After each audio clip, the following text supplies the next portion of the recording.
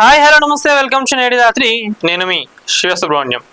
BJP government 2020లో April 24న సమిత్వ పథకం అని చెప్పి నరేంద్ర మోదీ గారు అప్పుడు స్టార్ట్ చేయడం జరిగింది.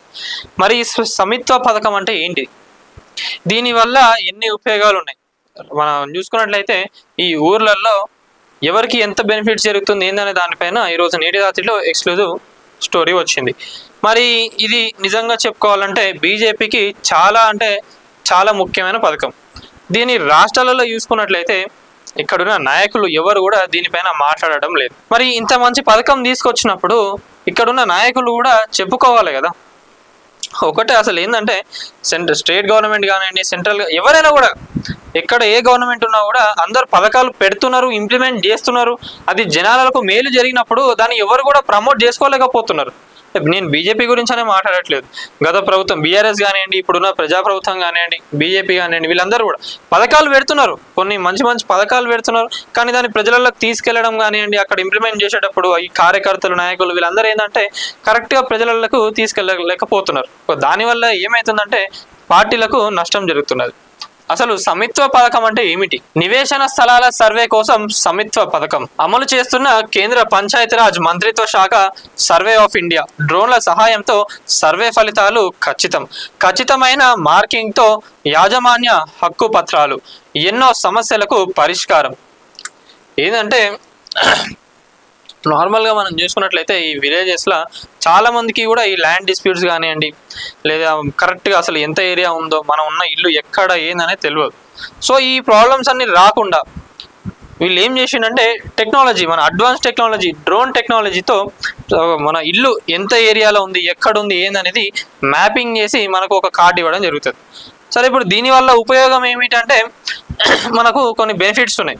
లైక్ ఎట్లా అంటే మనకు ఏమైనా డిస్ప్యూట్స్ ఉన్నా కానివ్వండి, ఏమైనా ప్రాబ్లమ్స్ ఉన్నా అవన్నీ తొలగిపోతాయి. ఇంకోటి ఏంటంటే ప్రూఫ్ అన్నట్టు, ఇది మీ ప్రాపర్టీ, పలానా వ్యక్తికి సంబంధించిన ఈ ప్రాపర్టీ అనేది ప్రూఫ్. ఇక ఎవరు వచ్చి మీరు ఆక్రమించుకోవాలని చూసినా ఏది చేసినా కూడా మీకు ఆల్రెడీ ఇక్కడ full details with map, drone టెక్నాలజీతోని వీళ్ళు పైన మ్యాప్తో సహా తీస్తున్నారు. కాబట్టి ఎవరు కూడా మీ ఆస్తుల జోలికి వచ్చేటట్టు అవకాశం ఉండదు. ఇది ఒకటి. ఇంకోటి మనం చూసినట్లయితే మీరు కొనాలనుకున్నా, అమ్మాలనుకున్నా ఎప్పుడైనా మీ ప్రాపర్టీని మీకు చాలా ఈజీ అయిపోతుంది. ఎందుకంటే చాలామంది ఏం చేస్తారంటే పలానా ప్రాపర్టీకి ల్యాండ్ కొంచెం ప్రాబ్లం ఉన్నది, కట్టలేదు, అట్లున్నది, ఇట్లా అని చెప్పి ఏదో ఇక కొనాలన్నా అమ్ముకోవాలన్నా ఏదో మంతనాలు చెప్తారు చాలామంది. సో ఇట్లాంటి ప్రాబ్లమ్స్ ఏం లేకుండా అదొకటి. ఇంకోటి ఏంటంటే లోన్స్. ఇప్పుడు చాలా మందికి కూడా మన ఊర్లలో చూసుకుంటే వెంటనే అప్పులు ఏమైనా కావాలన్నా కూడా వాళ్ళ నగలో లేదా ఇల్లు పత్రాలు ఏమైనా తాకట్టు పెట్టి వాళ్ళు తీసుకోవడం జరుగుతుంది. సో బ్యాంక్స్ దగ్గరికి మీరు వెళ్ళినప్పుడు మీ ఇంటి పత్రాలు ఏవైతే ఉన్నాయో వీటిని మీరు బ్యాంకులో పెట్టుకుంటే కూడా మీకు లోన్ అనేది ఈజీగా వచ్చేస్తుంది. సో ఇది సమిత్వ పథకం యొక్క ఉద్దేశం. ఇది ప్రతి ఒక్కరికి కూడా మీ ఆస్తులలో కానివ్వండి ఏదైనా కూడా ఏం ప్రాబ్లం రావద్దు, కరెక్ట్ ఆధారాలతో మీకు ఆ కార్డు ఇవ్వడం జరుగుతుంది. ఇది బీజేపీ ప్రభుత్వం తీసుకొచ్చిన పథకం. దీన్ని నాయకులు ఎవరు కూడా చెప్పుకోలేకపోయినారు. సో ఇట్లాంటి మంచి పథకాలు తీసుకొచ్చినప్పుడు చెప్తేనే కదా జనాలలో కూడా అసలు ప్రభుత్వం ఏం చేస్తుంది ఏందనేది కూడా తెలిసి వస్తుంది జనాలకు. సర్వే కొనసాగే విధానం ఎట్లుంటుందో చూడండి. ముందుగా రాష్ట్ర ప్రభుత్వాలు సర్వే ఆఫ్ ఇండియాతో అవగాహన ఒప్పందం కుదుర్చుకోవాలి. రాష్ట్ర చట్టాల పరిధిలో సర్వే చేయాల్సిన గ్రామాల జాబితాను సర్వే ఆఫ్ ఇండియాకు అందజేయాలి. శిక్షణ పొందిన రెవెన్యూ అధికారులు మరియు గ్రామ పంచాయతీకి సర్వేకు సంబంధించిన సమాచారం అందిస్తారు. సర్వే ఆఫ్ ఇండియా టీములు అవసరమైన సిఓఆర్ను మరియు గ్రౌండ్ కంట్రోలింగ్ పాయింట్లను ఎంపిక చేస్తాయి. సర్వే చేయాల్సిన ప్రాంతాన్ని గ్రామ సభలో నిర్ణయిస్తారు. సర్వేకు ముందు గ్రామాల్లోని ఇల్లు సరిహద్దులను తెల్లని గీతలతో మార్కు చేస్తారు. తరువాత డ్రోన్లు సర్వే చేయాల్సిన ప్రదేశంపై ఎగిరి ఫోటోలు తీస్తాయి. ఈ చిత్రాలను 5 సెంటీమీటర్ల ఖచ్చితత్వంతో ప్రాసెస్ చేస్తారు. ఈ మ్యాప్లను రాష్ట్ర ప్రభుత్వానికి అందజేస్తారు. వీటి ఆధారంగా ప్రభుత్వం నిజమైన యజమానులను గుర్తించి మరోసారి క్షేత్రస్థాయిలో నిర్ణయించుకుంటుంది. ఆ విధంగా అప్డేట్ అయిన తర్వాత ఈ మ్యాప్లను సర్వే ఆఫ్ ఇండియాకు పంపుతారు. తప్పులు సరిదిద్దిన తర్వాత యాజమానులకు సంబంధిత ప్రాపర్టీ కార్డులను తయారు చేస్తారు. గ్రామాల్లో చేపట్టే ప్లానింగ్ తదితర అభివృద్ధి కార్యక్రమాలకు ఈ మ్యాప్లనే ఆధారంగా తీసుకుంటారు. సో ఇది సర్వే ఎట్లా కొనసాగుతుంది, మీకు ఆ కార్డు ఎట్లా వస్తుంది ఏందనే దానిపైన వివరాలు. సో ఇంత మంచి పథకం తీసుకొచ్చినప్పుడు అదే అంటున్నా, ఏంటంటే నాయకులు మీరందరూ కూడా సో బీజేపీ ప్రభుత్వం ఇట్లాంటి పథకం తీసుకొచ్చింది, దీనివల్ల గ్రామాలలో ఉన్న వాళ్ళకు ఎప్పుడు కూడా ఎలాంటి ప్రాబ్లమ్స్ రావు. మీకు లోన్స్ కావాలన్నా లేదా మీ ప్రాపర్టీ పైన ఎవరైనా ఏదైనా కన్ను వేసినా ఏదైనా వేసినా కూడా మీకు ఇక్కడ అఫీషియల్గా మీకు కార్డు ఉంటుంది కాబట్టి ఎవ్వరు కూడా ఏం చేయలేరు. ఇది నిజంగా చెప్పాలంటే చాలా యూస్ఫుల్ ఇది. ఇంకా చూడండి, డ్రోన్ టెక్నాలజీతోని వీళ్ళు ముందు ఏదైతే నేను చెప్పానో ఆ మార్కింగ్ చేసినాక ఈ డ్రోన్ వెళ్ళి అక్కడ మార్కింగ్ని తీసుకొని సో ఈ ప్రాపర్టీ ఫలానా వాళ్ళని చెప్పి వాళ్ళు ఫొటోస్ తీసుకొని అంతా ప్రాసెస్ చేసేసి అదంతా మనకు ఆ కార్డులో పెట్టడం జరుగుతుంది. సో దీనివల్ల ఏంటంటే మీకు ఎప్పుడు కూడా ఇక మీరు నిశ్చింతగా ఉండొచ్చు, ఏడిపోదు మీ జాగా, మీ ఇల్లు ఏడిపోదు, మీ జాగా ఏడిపోదు. సమిత్వ పథకం పెట్టి ఇప్పటికీ 5 years 5th anniversary కూడా చేసుకున్నారు. డ్రోన్ సర్వేతో ఇళ్లకు సరిహద్దుల నిర్ణయం.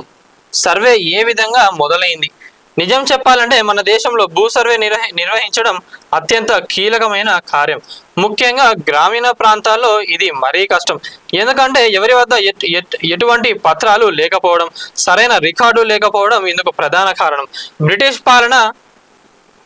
బ్రిటిష్ వలస పాలనలో గ్రామీణ ప్రాంతాలకు చెందిన ప్రజలు తమకు అవసరమైన స్థలాన్ని ఎంపిక చేసుకొని అక్కడ ఇళ్లను నిర్మించుకోవడం ఆనవాయితీగా ఉండేది. వీటికి ఎటువంటి యాజమాన్య ధృవీకరణ పత్రాలు లేదా మరే ఇతర ఆధారాలు ఉండేవి కాదు. ఇటువంటి ఆవాస ప్రాంతాలను ఆబాదిగా వ్యవహరించేవారు. ఆ పేరునే ఇప్పటికీ వాడుతున్నారు.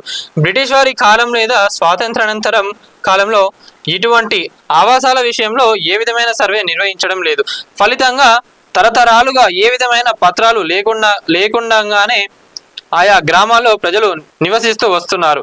కానీ రాను రాను పరిస్థితులు మారాయి. ఆయా గ్రామ పంచాయతీలకు ఇల్లు పనులు వసూలు చేయడం, సరిహద్దు నిర్ణయం, ప్రభుత్వ స్థలాల ఆక్రమణకు సంబంధిత వివాదాలు పరిష్కారం పెద్ద సమస్యగా మారింది. వివాదాలు వచ్చినప్పుడు తరతరాలుగా నివసిస్తున్నప్పటికీ తమ వద్ద ఎటువంటి పత్రాలు లేకపోవడం ఆయా గృహ యజమానులు తీవ్ర సమస్యలను ఎదుర్కొనడం మొదలైంది.